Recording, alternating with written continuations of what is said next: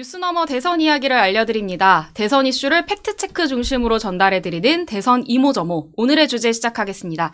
안녕하십니까. 저는 국민의힘을 출입하고 있는 뉴스핀 박서영 기자입니다. 안녕하세요. 저는 더불어민주당 출입하고 있는 윤채영 기자입니다. 네, 6월 3일 대통령 선거가 2주도 채 남지 않았습니다.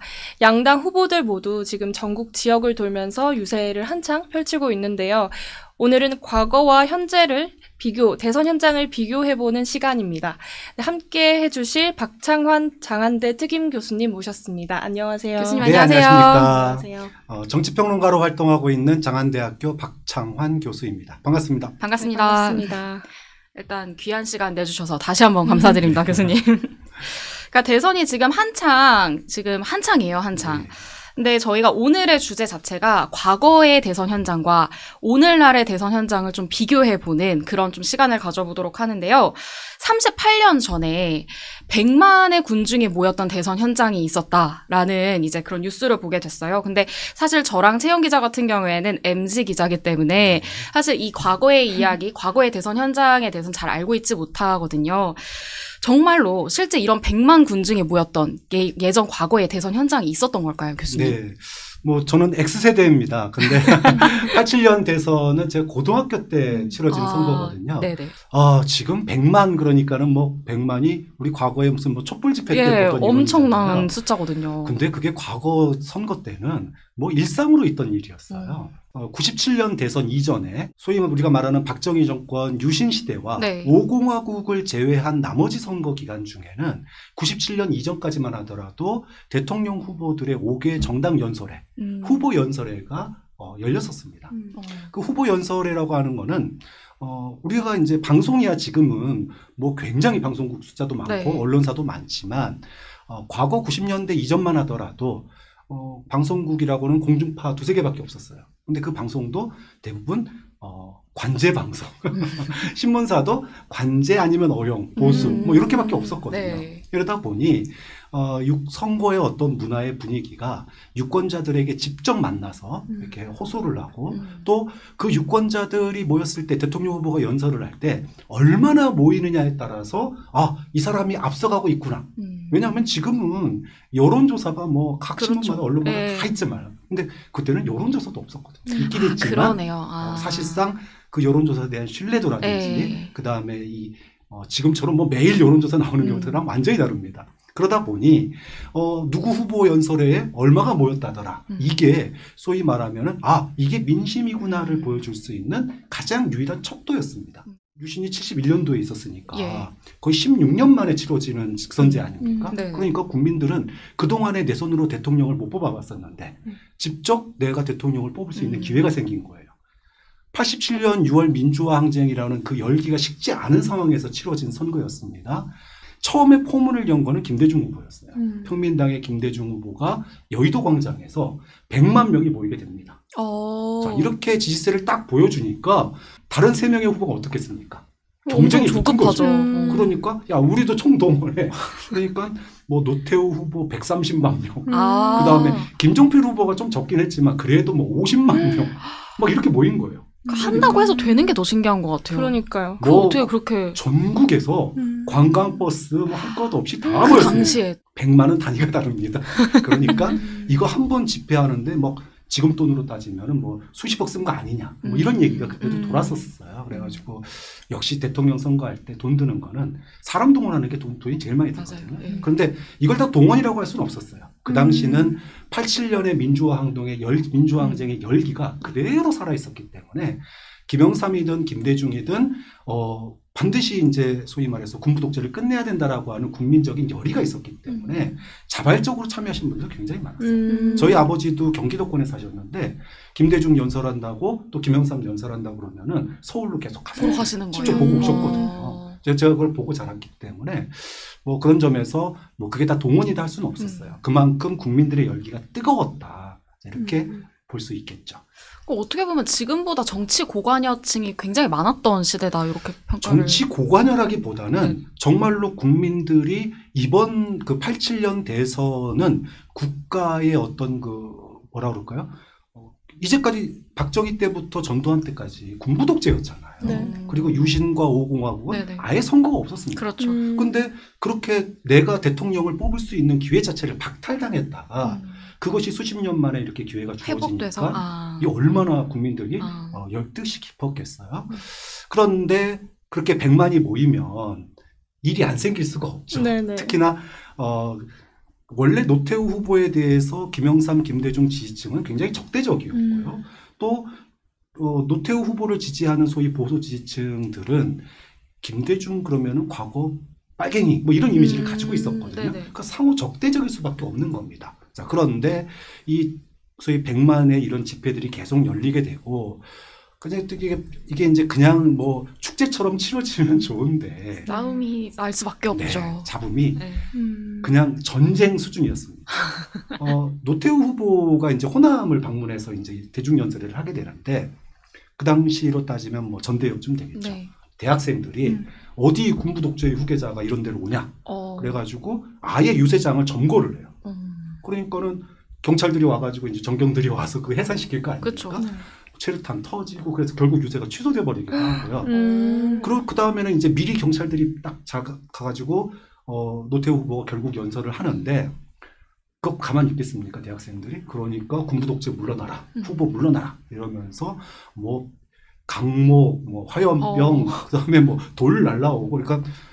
지금 이제 이재명 후보가 방탄유리에서 이제 유세하는 모습을 오래간만에 봤는데 87년 때 노태우 후보도 그렇고 김대중 후보도 그렇고 김영삼 후보도 그렇고 이제 소위 자기 텃밭에서는 그런 일이 없는데 예를 들어 TK를 기반으로 했던 노태우 후보가 광주를 간다. 그럼 위험했어요. 그러면은 광주 시민들이 항의를 하는 거예요. 어떻게 하겠습니까? 막 돌 던지고 계란 던지고 벽돌 던지고 그러니까는 방탄 그 당시에도 있었. 그렇죠. 방패요. 네. 그거를 갖다가 옆에서 앞에 쓰고 옆에 씌우고 막. 옛날에도 그런 게 있었던 거네요. 그렇죠. 그리고 이제 그거 방탄 안 드신 분들은 피켓 돌 날라오니까 돌이나 계란 날라오니까 이거를 옆에서 이렇게 막으면서 그러면서 연습을 하는 거예요. 근데 이게 노태우 후보만 그런 게 아니라 김대중 후보가 뭐 영남을 가도 그렇고 김영삼 후보가 또 호남을 가도 그렇고 이런 일들이 이제 비일비재한 상황이었죠. 축제로 열려야 되는 대선인데 그만큼 양쪽 다 절실했던 것 같아요. 절실했던 것 같고 제가 기억하기로 선거 그러니까 막판 마지막 주에요. 선거 투표 있는 그 마지막 주에 주말에 그 유세를 하는데 전국 각지에 다 100만 모인 거예요. 그래서 전국의 유세장에 500만 명이 모였어요. 와, 그것도 정말 볼거리였을 것 같아요. 제가 세보지는 않았고 나중에 기사에 보니까 그때 모인 인원이 500만 명이다.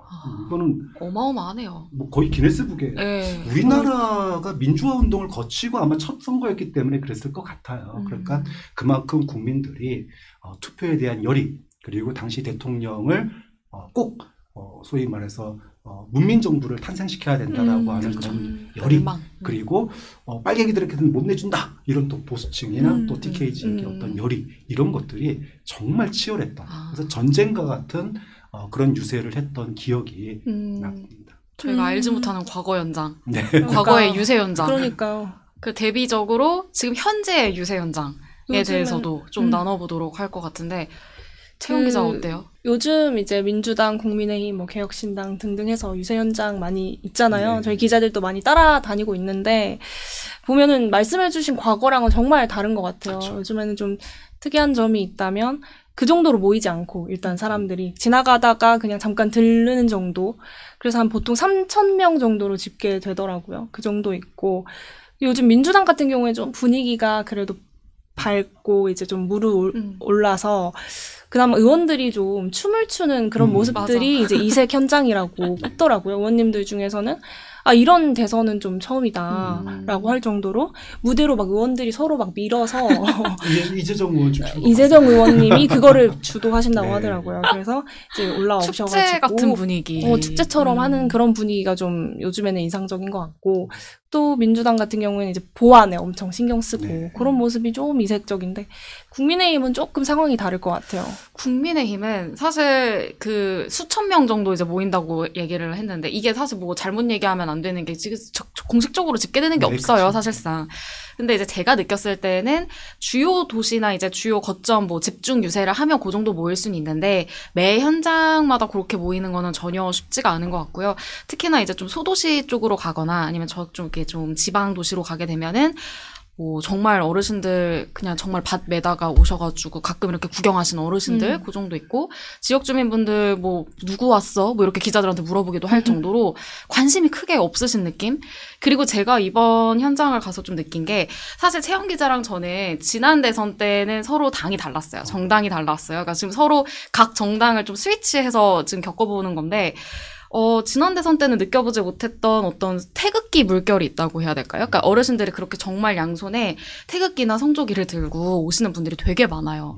그래서 태극 물결에 대한 어떤 유세 현장의 특이점? 그런 부분들이 좀 보이기도 했거든요. 그래서 좀 이런 부분들이 좀 특이한 부분이 아닐까, 네, 그렇게 느꼈습니다. 네. 이렇게 과거와 요즘은 이렇게 시민들의 유세 참여도가 많이 달라졌는데 아무래도 디지털이 좀 많이 발달하면서 온라인으로도 얼마든지 간접적으로 참여가 가능하니까 그런 게 아닐까 싶거든요. 네. 네. 그런 면이 있죠. 일단은 아까 제가 이제 97년 이전까지, 그러니까 92년 대선 때까지도 뭐 수십만 명이 모이는 그런 5개 연설회가 있었다라고 말씀을 드렸는데 이게 사라지게 된 게 97년 대선이에요. 근데 97년 대선 당시에 도입된 게 뭐냐 하면 TV 토론입니다. 이제 87년을 지나면서 언론의 자유가 굉장히 이제 확대가 됐고 네. 방송국들도 많이 늘어났어요. 그러니까 미디어 환경 자체가 과거하고는 완전히 다른 상황이 됐죠. 그러다 보니까 옛날에 무슨 뭐 방송국 두세 개 있던 상황 시절과는 완전히 다른 그런 상황이 됐습니다. 그래서 TV 토론이 도입됐고요. 또 TV 광고가 도입됐어요. 자, 이러니까 이제는 5개 대규모 연설을 할 이유가 없어진 거죠. 그러네요. 그래서 97년 대선 때부터 사실상의 5개 대중연설, 수십만 명 모이는, 100만 명 넘게 모이는 이게 사실상 사라지게 됩니다. 근데 이게 이제 97년은 IMF 직후에 치러진 선거거든요. 네. 뭐 그런 사회적 분위기도 있지만 이게 결정적으로 계기를 맞이하게 되는 거는 2002년이에요. 2002년 대선 때 무슨 일이 있었느냐? 여러분 다 기억하시겠지만 기억 못하시나요? 저 월드컵이 있었나요? 네, 2002년 월드컵. 네, 월드컵은 알죠. 근데 월드컵이 끝나고 대선이 있었거든요. 네. 그때 우리나라 대통령 선거 운동상 획기적인 변화가 일어나는데 이른바 노사모가 등장을 하게 돼요. 그러니까 그때 당시였어요. 그렇죠. 노사모가. 그러니까 그때가 아까 제가 얘기했다시피 과거에는 이 사람이 인기가 있구나, 이 사람이 대통령 되겠구나라고 하는 거는 5개 대규모 그 연설, 막 대규모 군중 연설, 여기에 모이는 숫자로 가늠을 했는데 이제 인터넷이 이제 IMF 직후에 김대중 정부 때 전국에 이제 메가 패스 해가지고 이제 전국에 쫙 깔렸잖아요. 집집마다 컴퓨터가 다 있는 거예요. 그러다 보니까 인터넷도 다 깔렸고. 그렇죠.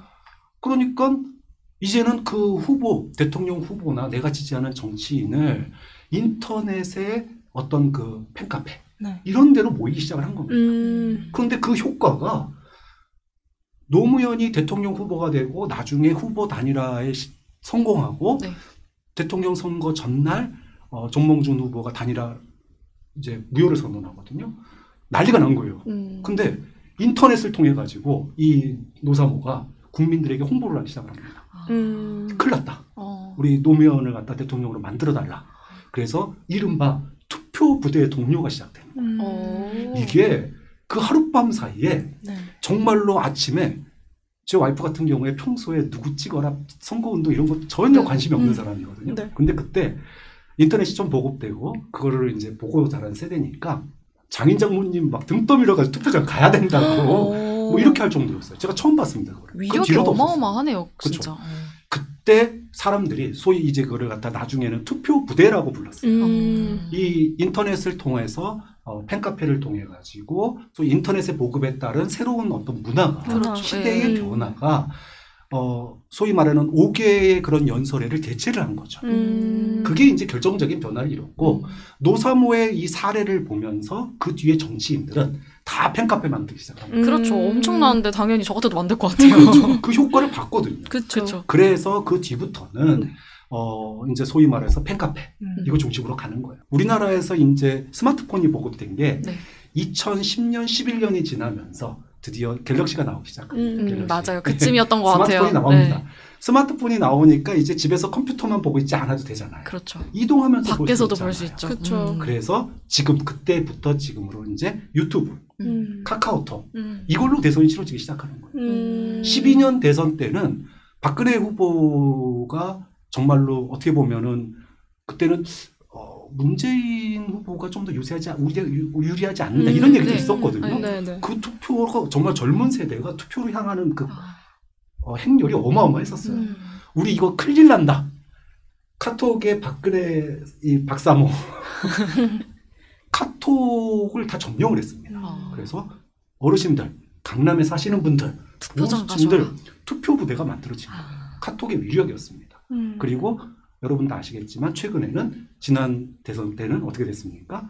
뭐 문재인 때도 그렇죠. 그랬고 예. 그다음에 이번 윤석열 때도 그랬고 이제는 유튜브의 시대잖아요. 유튜브가 네. 어마어마해요. 유튜브를 라이브로 통해서 다 보고 다 있잖아요. 볼 수 있으니까. 그러니까는 결정적인 계기는 역시 사회가 바뀌니까 네. 인터넷이 도입되고 스마트폰이 도입되고 스마트폰의 활용도가 늘어나면서 새로운 미디어의 등장, 1인 미디어의 등장 이런 걸로 문화가 변했기 때문에 지금은 선거 열기가 떨어졌다라고 얘기하기도 않아요.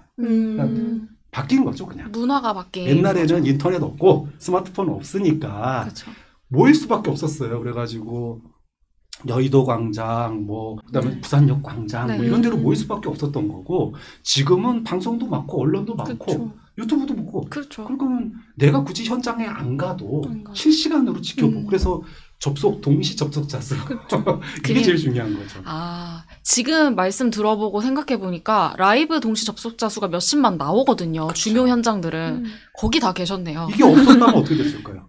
거기 나오기 다 쉽죠. 현장에 현장으로. 오셨겠죠. 음. 그런 점에서 국민의 어떤 그 유세의 열기가 떨어졌다라기보다는 사회와 문화 어떤 그 문화가 바뀌었기 때문에 그렇기 때문에 우리가 이제 지금은 유튜브를 통한 또는 인터넷을 통한 스마트폰을 통한 선거 문화로 바뀌었을 뿐이다. 네. 이렇게 보는 게 맞겠죠.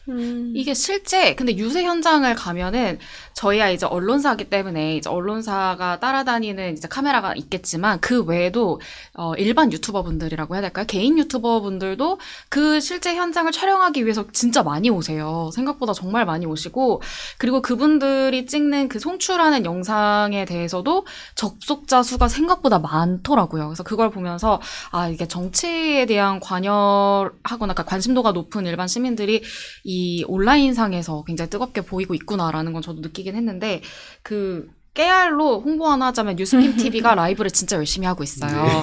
모든 현장에 대한 라이브를 지금 열심히 담아내고 있으니까 뉴스빔 TV를 꼭 구독해 주시길 바랍니다. 채영 기자랑 저는 지난 대선이랑 이번 대선, 그러니까 어떻게 하다 보니 3년 만에 치러지는 대선이라서 좀 주기가 짧아지긴 했는데 지난 대선과 이번 대선 두 번의 대선을 이제 다른 정당에서 좀 뛰고 있는 말진 기자들입니다. 두 번의 대선을 뛰다 보니까 아무래도 지난 대선과 이번 대선의 차이점이 극명하게 좀 보일 수밖에 없어요. 그래서 이 부분에 대해서 좀 채영 기자는 당시에 국민의힘, 그러니까 지금은 윤석열 전 대통령이 됐지만 당시 윤석열 후보를 좀 마크하는 마크맨이었는데 그쵸, 네네. 그 당시 좀 유세 현장에서 기억에 남는 에피소드가 있다면 그 당시에는 잘 아시겠지만 유명했던 게 윤석열 전 대통령의 어퍼컷이었거든요. 맞아 어퍼컷이고 뭐 연설 도중에도 그렇게 했고 시작할 때 이제 올라올 때도 했고 뭐 끝날 때도 했고 약간 트레이드마크 같은 느낌으로. 그렇게 됐었죠. 그것 때문에 좀 화제가 됐었고 그 외에는 제가 느끼기엔 연설 발언은 어디서든 이제 다 비슷하게 한 것 같고 근데 그때도 막 의원들이 나와서 춤추고 그러진 않았거든요. 근데 조금 나름 제가 느끼기엔 좀 차분하고 진지한 분위기였다. 그리고 그 대통령이 퍼포먼스를 좀 했다. 그러니까 이런 현장이 좀 기억에 남는 것 같거든요. 네. 이게 저는 그때 당시 민주당이었는데 그 어퍼컷으로 화제가 되니까 이재명 당시 후보가 그거에 맞불로 발차기를 했어요. 그렇죠. 발로. 그렇죠. 그리고 태권도복 입고 막 송판 깨기도 네. 했어요. 근데 그런 어떤 좀 상징적인 퍼포먼스가 되게 화제가 됐었거든요. 그리고 또 아직도 기억나는 게 되게 강인해 보이는 후보인데 눈물도 좀 보이고 시장에서 연설을 하면서 눈물을 보이고 이런 어떻게 보면 하나의 퍼포먼스들이 좀 있었는데 오늘날 이번 대선에는 사실 눈에 띄는 퍼포먼스가 없는 것 같은데 좀 어떻게 보시는지 왜 이런 차이가 있을까요? 글쎄요 이번 대선은 좀 계엄 그다음에 탄핵 이후에 치러지는 대선이잖아요. 네. 그러니까 좀 분위기가 엄중하다고. 아, 그럴 수 그러니까는, 있겠네요. 재밌게는. 그렇죠. 민주당 같은 경우에는 계엄과 내란을 심판해야 된다. 네. 그리고 소위 말해서 아직도 윤석열 내란 수계가 돌아다니고 있으니까 이건 국민들이 이거 응징해야 된다. 이런 분위기잖아요. 네네. 그 분위기 속에서 춤출 수 있는 건 그나마 다행인 네. 거고 분위기가 무거울 수밖에 없죠. 그렇죠. 또 반대로 국민의힘 같은 경우에는 윤 전 대통령을 옹호하진 않지만 네. 이재명이 되면 나라 망한다.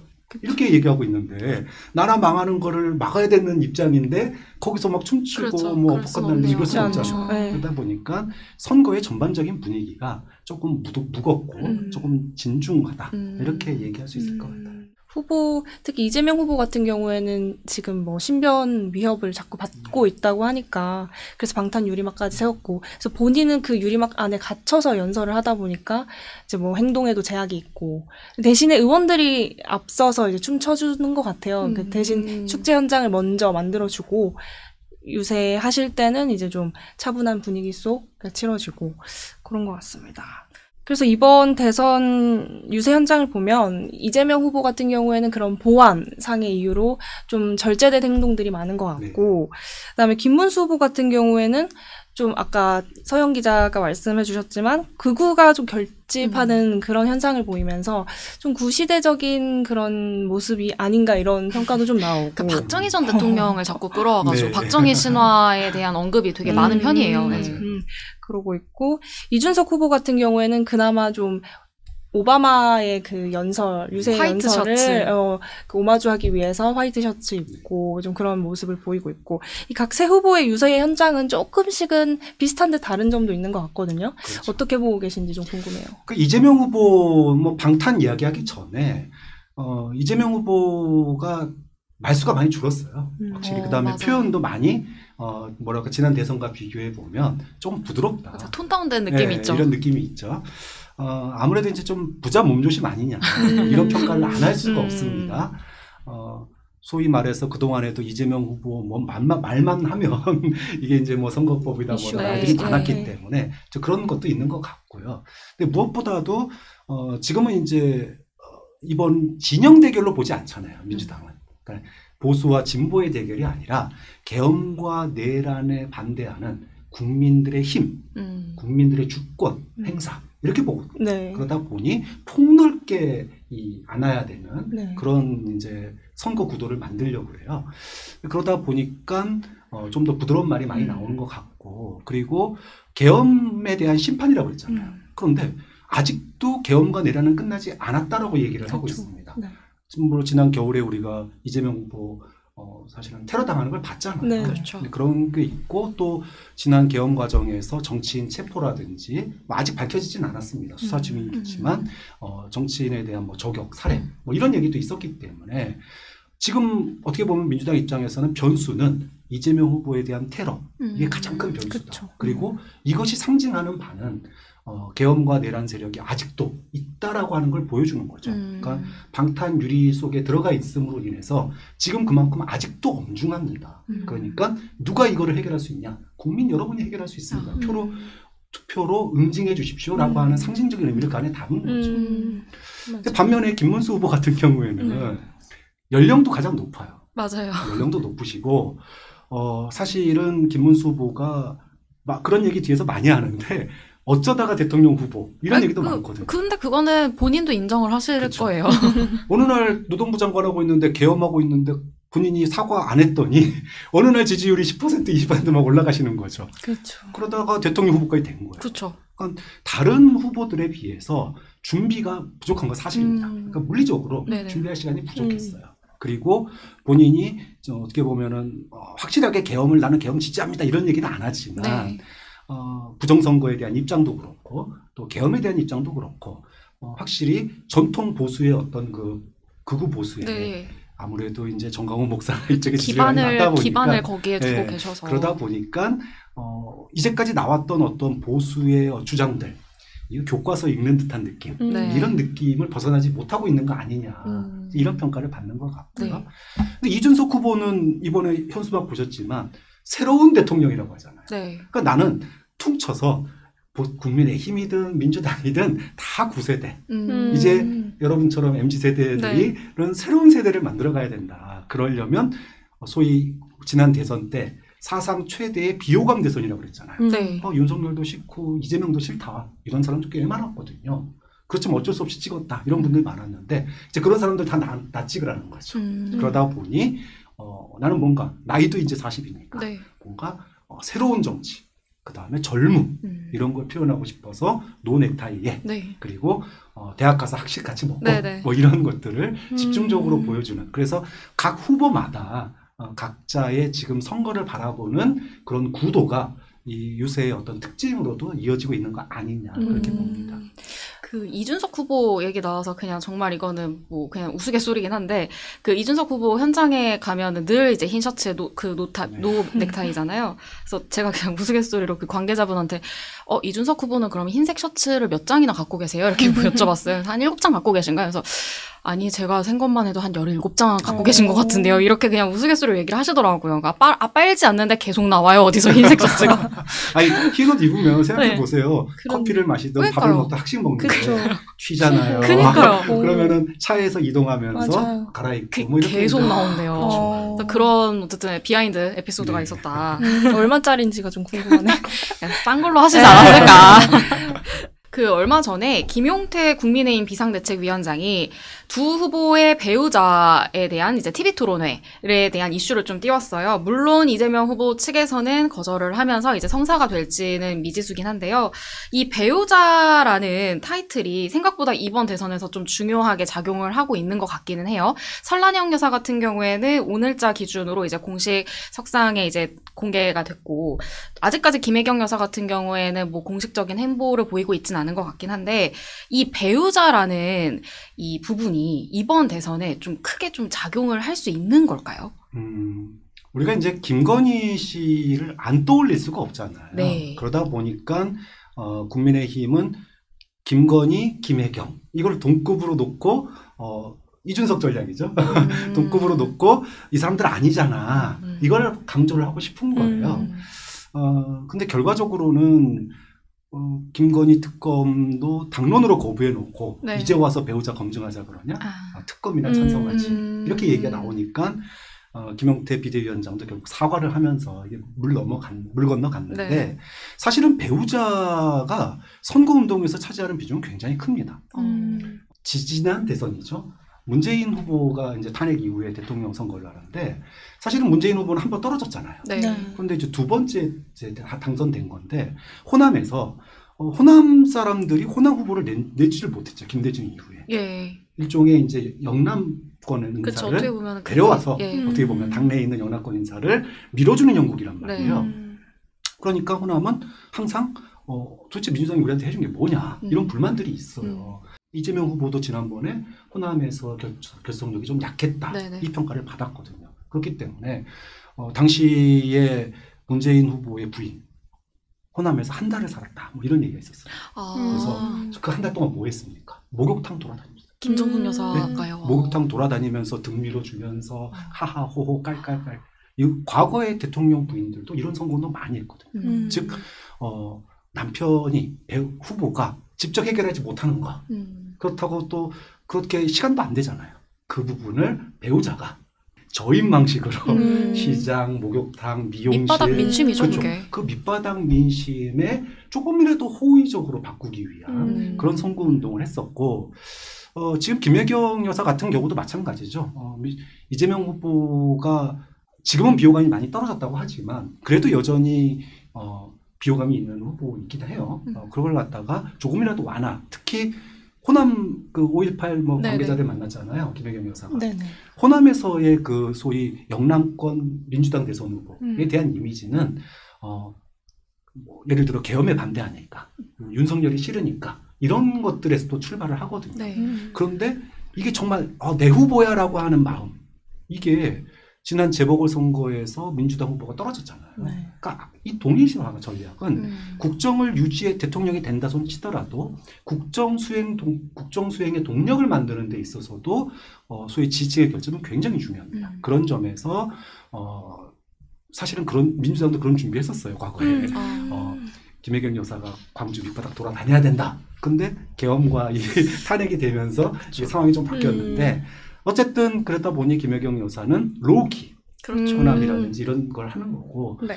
반면에 설란영 여사 같은 경우에는 대비 효과를 노려야 되잖아요. 네. 그러니까 김혜경 나와. 법과 썼어 안 썼어. 그렇죠. 이거를 강조하고 그렇죠. 싶은 건데 근데 이게 두 가지 때문에 무산된 거죠. 하나는 이준석. 난 없는데. 그 형평성 문제가 그렇죠. 크죠. 그다음에 두 번째. 김건희는 어쩌고 왜 이제 그렇죠. 와서. 아, 이런 이것 비판 때문에 오히려 결국은. 역풍이 분 것 같아요. 네. 음. 그래서 이 김건희 때문에 발목을 이 잡을 배우자 잡았네요. 리스크를 뭔가 해보려고 했던 네. 국민의힘은 발목이 잡혀버렸어요. 그러니까는 참. 설란영 여사의 장점이 돋보일 기회가 잊어버렸다. 오히려. 이낙연 전 총리 같은 경우에는 뭐 대선 출마 안 한다고 했고 대신 누구도 돕지 않겠다고 했고 한동훈 전 대표 같은 경우에는 김문수 후보 유세 좀 돕고 있지만 막 적극적으로 하는 것 같진 않고 따로 유세를 하고 있죠. 따로 유세를 하고 있고 홍준표 전 시장도 그냥 하와이 자기는 그냥 있겠다 대선 끝날 때까지 이런 분들이 사실은 원래는 당에 들어와서 같이 도와주는 게 좋은 거잖아요 당 입장에서도 근데 이들이 이런 식으로 포기를 하면서 과거랑 좀 다른 분위기로 흐르는 거 아닌가 이런 얘기도 나오고 또 한편으로는 전혀 가능성이 없는가 이제는 동반 유세하지 않는 건가 이런 이야기도 나오거든요. 어떻게 보세요? 저는 해야 한다고 봐요. 그러니까 네. 이게 뭐 지지율 상승을 위해선 한동훈 대표와 그 김문수 후보는 만나야만 한다고 봐요. 그리고 이거 정말 일주일이 뭐예요? 총각을 다투는 일이라고 봐요. 이번 주 주말 안에도 만나야 되는데 이게 과연 이루어질 수 있을지는 나중에 이건 오프더 레코드로 저희끼리 얘기할게요. 저는 깨진 접시다 이렇게 봐요. 깨진 접시 붙여도 다시 못 쓰잖아요. 네. 이미 계엄과 이 탄핵을 거치면서 4분 5열 됐다라고 봐야죠. 지난 그 박근혜 탄핵 이후에도 네네. 그 당시에 새누리당이 분당됐잖아요. 네. 대선 전에 분당됐습니다. 그러니까 이번에는 분당하지 말자고 해서 분당이 안 돼 있을 뿐이에요. 분당이 안 돼 있을 뿐입니다. 그런데 누가 보더라도 네. 계엄과 탄핵으로 인해서 사실은 이 부분을 갖다가 우리가 이제 계엄과 내란의 바다를 건너야 된다. 이 얘기를 당 밖에 있는 분들도 안에 있는 분들도 그렇죠. 계속 하잖아요. 하자. 네. 이준석 바깥에 이준석 후보, 네. 안에 한동훈 전 대표 이 얘기를 한단 말이에요. 이걸 넘느냐 안 넘느냐는 이게 함께 할 수 있느냐 함께 못 하느냐를 결정짓는 거거든요. 그래서 뭐 빅텐트 얘기를 했는데 네. 빅텐트는 민주당에서 쳐지고 있고 그러니까요. 그러게요. 이재명 후보한테 쳐지고 있고 여기는 집안 단속도 안 되고 있는 상황. 그 지금 하와이에 계시거나 또 유세를 하긴 하는데 이게 대선 김문수 후보 지지 유세인지 아니면은 전당대회용 자기 유세인지를 구분이 안 자기 됩니다. 정치한다는 얘기도 있죠. 비판이 그렇죠. 좀 있죠. 그러다 보니 사실상 이 지금 이제 4분 5열 그러니까 집안 단속도 안 되는데 빅텐트가 되겠느냐 이런 상황인 거고 그렇죠. 방금 전에 이준석 후보가 공식적으로 선언했죠. 네, 단일화 공식적으로 없다. 없다. 네. 이렇게 설명을 했기 때문에 더 이상의 어떤 그 단일화 변수는 이제 끝났다 이렇게 봐야 되고요. 국민의힘은 이미 주요 당권 주자들 또는 주요 대선 주자들이 이미 대선 이후를 보고 있다. 대선 이후에 국민의힘이 깨지느냐 쪼개지느냐 안 쪼개지느냐 누가 주도권을 잡느냐 이미 대선 이후로 다 신경은 가 있다 이렇게 보는 게 맞겠죠. 마음은 이제 그 당권과 관련된 이제 그 대선 이후의 시점을 바라볼 수 없는 하와이에 상황. 계신 분도 대선 운동을 뛰고 있는 분도 선대위에 들어가 있는 분도 다 대선 끝나고 이 전당대회 또 보수 재편 누가 할 건가 그렇죠. 여기에 다 관심이 가요. 말씀 들으면서 생각난 게 그러면 아직까지 그래도 끝난 거는 아니잖아요. 끝날 때까지 끝난 건 그럼요. 아니잖아요. 그러면 지금 한 열흘가량 남아있는 이런 대선 판국 속에서 한동훈 대표 또 홍준표 시장이 돌아와요. 와서 김문수 후보의 손을 잡아요. 그래서 동반 유세해서 그 트럭 위에서 손을 막 만세를 해요. 네. 그런 어떤 총궐기의 모습을 보여준다면 마지막 좀 컨벤션 효과가 있을 거라고 보시나요, 교수님? 없지는 않겠죠. 아무래도 경선을 치르면서 치열하게 싸웠잖아요. 뭐 한동훈 전 대표를 지지하시는 분들 투표장에 상대적으로 덜 가겠죠. 지금 분위기라면. 그렇죠. 예. 홍준표 팬클럽 이재명 지지했잖아요. 그렇죠. 그런데 짠 하고 모여가지고 손 들고 꼭 김문수 찍어주십시오. 그러면 그 영향이 없진 않겠죠.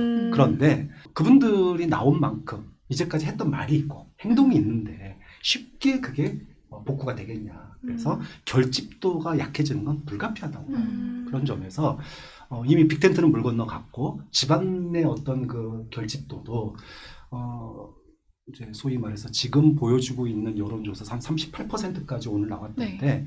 그게 맥스 아니냐. 왜냐하면 지금은 없음 모름이 없어요. 여론조사는. 그러니까 이미 다 간 거예요. 그러면 어디서 가져옵니까? 이재명 후보한테 가져오든지 아니면 이준석 후보한테 그렇죠. 가져와야 되는데 그게 쉽겠냐고요.